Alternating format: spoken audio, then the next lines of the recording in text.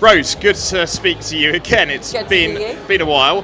Firstly, how are things going? Because you coming back from an injury, as a knee injury in September, you got as well. You meant to potentially run Valencia. How's that recovery all going at the minute?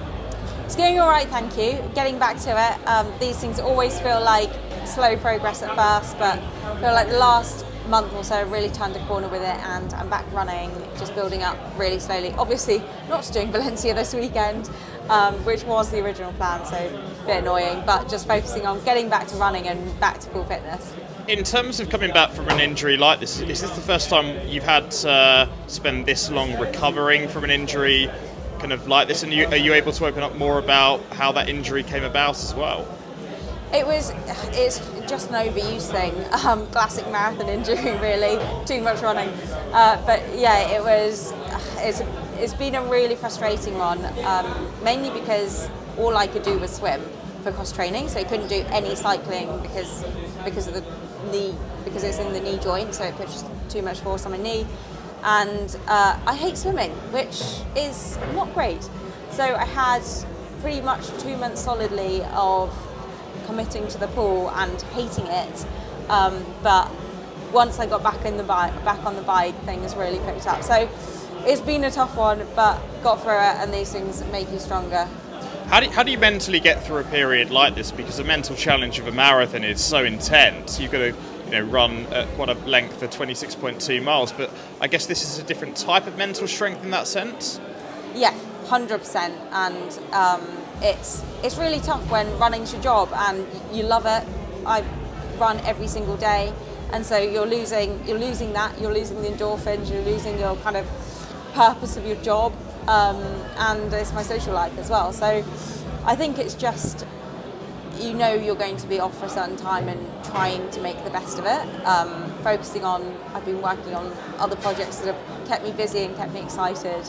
And I think it's just reframing it and really trusting the process, knowing that you will come back stronger if you make the effort to come back stronger.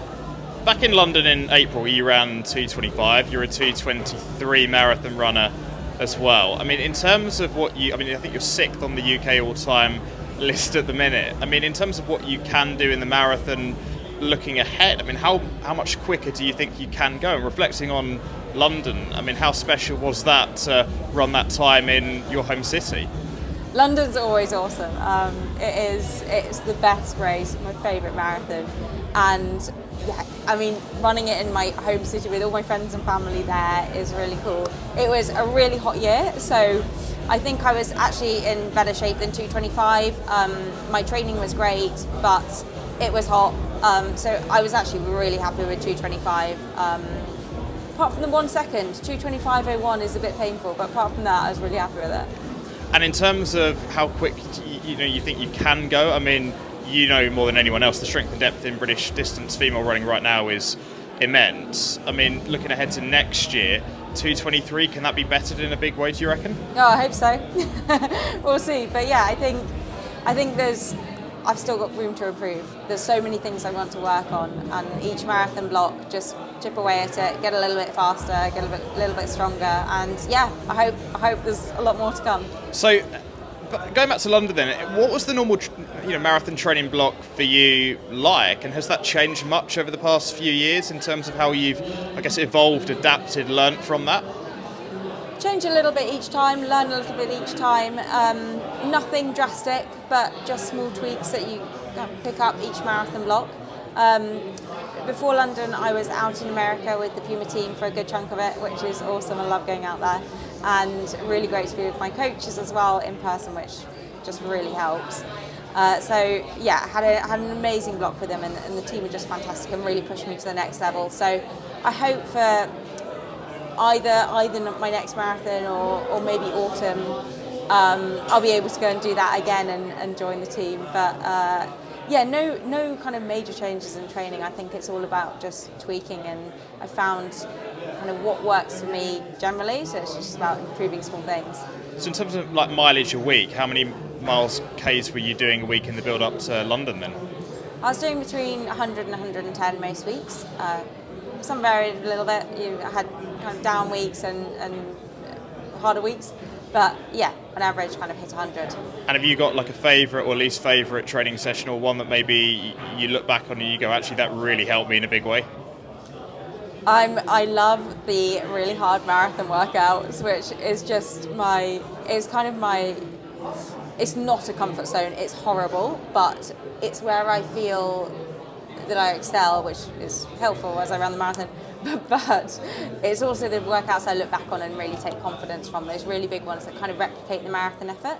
And my coach is amazing at getting me to focus on the last bit of the marathon, which especially for races like London, where I was by myself for the last 20k, and you have to be so strong and you have to be so prepared to really hurt. And I feel like my training and my coach really sets me up for that.